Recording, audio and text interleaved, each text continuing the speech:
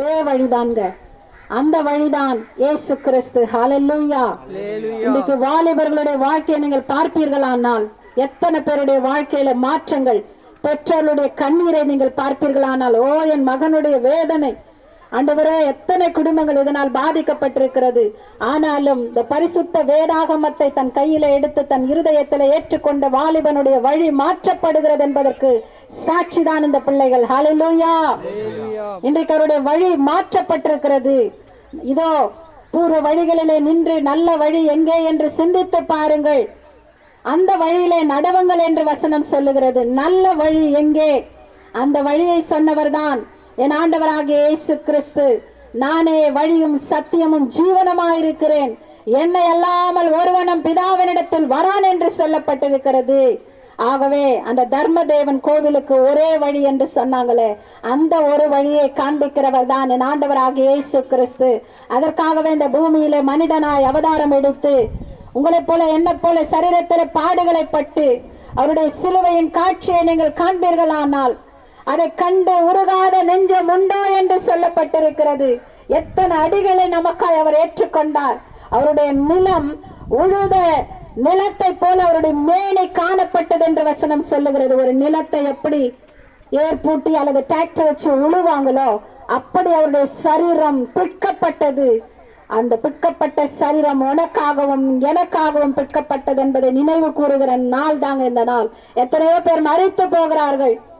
ஆனாலும் அவருடைய மரித்ததற்கு பிற்பாடு அதுல எந்த ஒரு மாற்றமும் இல்லை. ஆனால் என் ஆண்டவராகிய இயேசு கிறிஸ்து அவர் வந்தார், வாழ்ந்தார், ஏதோ அற்புதங்களை செய்தார், அவர் கடந்து போனார் என்று சொன்னால் அவரை குறித்து நாம் இப்படி மேன்மை பாராட்ட வேண்டிய அவசியம் இல்லை. ஆனாலும் என் ஆண்டவர் மறுபடியும் 3ஆம் நாள் உயிரோடு எழுந்தார். ஹல்லேலூயா. மரணத்தை ஜெயமாக விழுங்கினார். ஹல்லேலூயா. இந்த உலக மீட்புக்கு தன்னையே கிருபாதார பலியாய் ஒப்புக் கொடுத்தார். இந்த பாவத்தின் பிரமாணத்தின் என்று கர்த்தர் ஜெயம் எடுத்தார். இதோ மரணமே உன் கூர் எங்கே, பாதாளமே உன் ஜெயம் எங்கே என்று சொல்லி மரணத்தை ஜெயித்தவரின் இயேசு. அந்த நாளை தான் நாம் இன்றைக்கு அனுசரித்துக் கொண்டிருக்கிறோம்.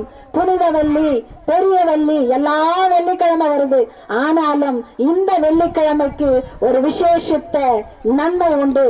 அது என்னவென்று சொன்னால் என் இயேசு கிறிஸ்து, நீங்களும் நானும் ஆராதிக்கிற நம்முடைய ஆண்டவர் ஜீவனை விட்ட நாள். ஹல்லேலூயா.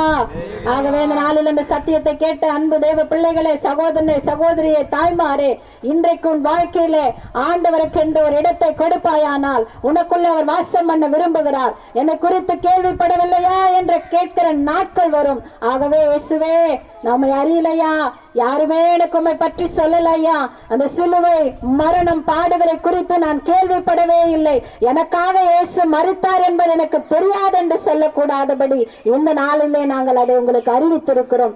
ஆண்டவராக இயேசு வந்தது உண்மை, அவர் நமக்காய் மரித்தது உண்மை, அவர் மறுபடியும் இந்த பூமியின் மேல் நிற்பது உண்மை என்று சொல்லி இந்த சத்திய திருவசனங்களை நாளில் அறிவிக்கும்படியாய் நாங்கள் கடந்து வந்திருக்கிறோம். இதோ சத்திய வாக்கை நம்பியே நீ வந்தால் இதோ கர்த்தர் உனக்கு நித்திய ஜீவன் அளிப்பார் என்று வசனம் சொல்லுகிறது. அப்படியே கர்த்தர் தாம் இந்த வார்த்தையின்படி இந்த கிராமத்தாரை ஆசீர்வதிப்பாராக. நம் கண்களை மூடி ஜெபிப்போம்.